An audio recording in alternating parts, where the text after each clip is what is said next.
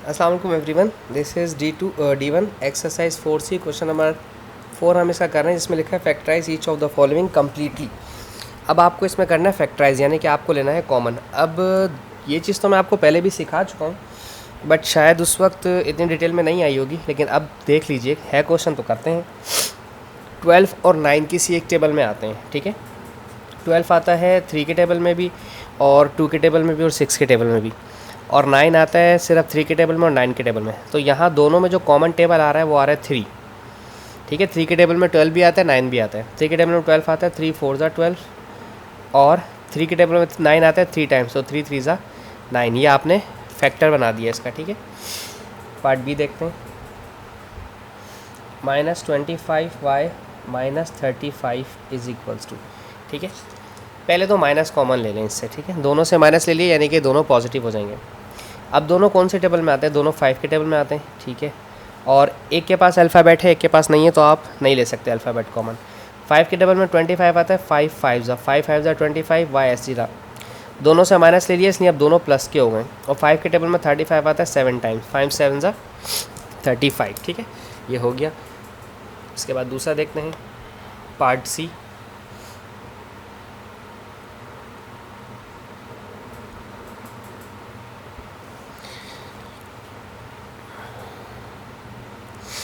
ये है 27b -36b and Y, ठीक है। अब देखें जी, इसमें आपके पास 27 और 36, ये 3 के टेबल में ये 2 के टेबल में नहीं आता, ये आता है 2 के टेबल में, तो छोड़ दीजिए। 3 के टेबल में ये आता है, लेकिन ये नहीं आता। 4 के टेबल में ये आता है, लेकिन ये नहीं आता। 5 के टेबल में दोनों नहीं आते। 6 के टेबल में ये आता है, लेकिन ये नहीं आता। 7 के टेबल में भी दोनों नहीं आते। 8 के टेबल में भी दोनों नहीं आते। 9 के टेबल में ये दोनों आते हैं। ये आता है 9 के टेबल में 3 टाइम्स, और ये आता है 9 के टेबल में 4 टाइम्स। तो पहले 9 कॉमन ले लें, ठीक है। फिर दोनों के पास बी अवेलेबल है, तो आप बी लिखेंगे, ठीक है, क्योंकि दोनों से बी भी कॉमन ले लें। 9 के टेबल में 27 आता है, 9 1 ज़ा 9, 9 2 ज़ा 18, और 9 3 ज़ा 27, 9 3 ज़ा 27, और 9 4 ज़ा 36। यहाँ से बी आपने बाहर दे दिया, यहाँ से भी बाहर कॉमन दे दिया, सिर्फ वाई बचा, ठीक है। तो यहाँ पर सिर्फ वाई बचा। जो अल्फ़ाबेट आपने बाहर दे दिया वो भी नहीं लिखते, ठीक है। सारे अल्फ़ाबेट कॉमन नहीं दे सकते हैं, सिर्फ जो अल्फ़ाबेट दोनों तरफ दोनों टर्म्स में अवेलेबल हो वही देते हैं। 8ax + 12a - 4az, ठीक है। अब देखना ये है कि ये सब किसी एक टेबल में आते हैं।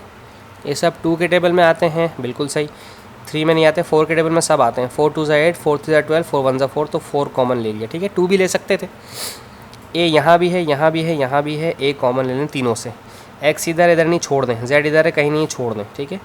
4 के टेबल में 8 आते हैं 2 दफ़ा, 4 2 ज़ा 8, ए कॉमन दे दिया, सिर्फ एक्स बचा। प्लस 4 के टेबल में 12 आता है 3 टाइम्स, 4 3 ज़ा 12, ए आपने ऑलरेडी बाहर दे दिया, छोड़ दें इसको। 4 के टेबल में 4 आता है 1 टाइम्स, 1 लिखने की ज़रूरत नहीं है। ए आपने बाहर दे दिया, छोड़ दें इसको, सिर्फ बचा जेड। ये आपके पास जेड यहाँ पर बचा। आई बात समझ? अच्छा डी। अब ई पार्ट देखते हैं। 4m - 6my - 18m और z, ठीक है। अच्छा, ये सब, ये तो 2 के टेबल में ये भी आता है, ये भी आता है, और ये भी आता है, ठीक है, क्योंकि इवन नंबर हैं सारे। और अगर मैं 4 के टेबल में जाऊँ तो 4 के टेबल में ये नहीं आते, फिर तो 2 ही कॉमन लेंगे सिर्फ, ठीक है। हमने 2 कॉमन लेना है सिर्फ, ठीक है। m यहाँ भी है, यहाँ भी है, यहाँ भी है, सबके पास m है, तो m ले लीजिए। तो 2 2 ज़ा 4, और m आपने बाहर दे दिया, -2 3 ज़ा 6, m आपने बाहर दे दिया, -2 9 ज़ा 18, m आपने बाहर दे दिया। तो इस तरह से ये सिर्फ 2 - 3y - 9z बचा, ठीक है। अब मैं शायद आपको समझाने में कामयाब रहा हूँ। Thank you so much for watching my channel. अल्लाह हाफिज़।